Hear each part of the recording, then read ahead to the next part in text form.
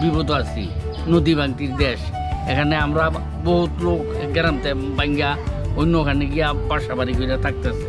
আমরা এই চিন্তা ভাবনার মধ্যে আছে আমাদের নদী বাংলা বিরাই দিলে আমরা সুখী।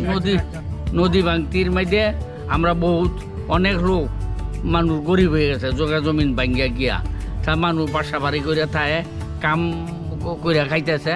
আমাদের দেশ আমরা থাকতাম তুলে আমরা 500 ঘর রাইত যাই কই আমরা এখানে আমাদের খুব অসুবিধা আছে। আচ্ছা, আপনাদের নদী ভাঙন হচ্ছে সবচেয়ে বড় সমস্যা, কিন্তু আপনাদের এই এলাকাতে অভিযোগ আছে যে অনেকে ড্রেজিং ব্যবসার সাথে জড়িত, সেটার ব্যাপারে কিছু বলেন। অনেক ডেজার আগে যে আমলিগের আমলও ডেজার কাটতো, অনেক আমলিগের হারা জোর জুলুম করে কাটতো। আমরা গরিব মানুষ, আমরা বয়াতে কইতারি নেই। এখানে কাটিয়া নদী ভাঙতি অনেক ভাঙ্গিয়া দেশ কাটিয়া তুইছে। এখন তো আর দেশ ছাড়া হয়ে গেছে, এখন দেশও নাই।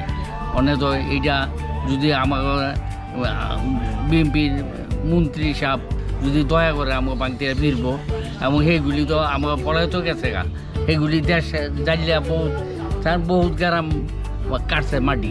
এই যে আপনাদের বর্তমান যে সরকারি কোনো প্রতিনিধি এখন পর্যন্ত কি আপনাদের সাথে কথা বলেছে? না, এখন আমরা বলছি যখন ভোটের জন্য আইছে তখন আমরা ওনার কাছে দাবি, আমাদের মোশাররফ সাহেবের কাছে আমরা দাবি জানাইছি আমাদের নদী ভাঙতি বিরানের লেগে। স্যার আপনি তো এখন বর্তমান আপনি আইছেন, আমলিগের হার আমাকে জোর জুলুমে ভাঙ্গিয়া মুঙ্গিয়া নদী মাটি কাটতে আমাকে বিনাশ করে দিয়েছে। আপনি যদি দয়া করেন, আমার মোশাররফ সাহেব কইছে আমি যদি আল্লাহ বোর্ডে পাস করতে পারি আপনাকে আশা পূরণ করবো, নদী ভাঙতি বিরাইব। এই যে জিও ব্যাগগুলো দেখলাম নদী গর্ভে বিলীন হয়ে গেছে, তার মানে হচ্ছে জিও ব্যাগ দেওয়ার পরও ড্রেজিং এর কাজ হয়েছে।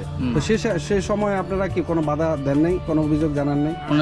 অভিযোগ জানাইলে কোনো কাজ হয় নাই, সব আমলিগের একতরবিয়ার লোক, আমাদের কোনো কাজ হয়নি। আর আরেকটা অভিযোগ আছে, আপনাদের এই নদী পথে মাঝে মধ্যে প্রায় সময় ডাকাতি হয় কি, এটা বর্তমানে পরিস্থিতিটা কেমন? এইটা কি আগের মতোই রয়েছে?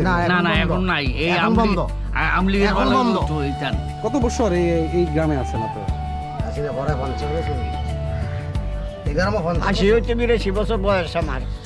এই গ্রামে কত বছর? এই গ্রামে ৫-৫০ বছর। ৫-৫০ বছর আগে কোথায় ছিলেন? আগে আসছিলাম এই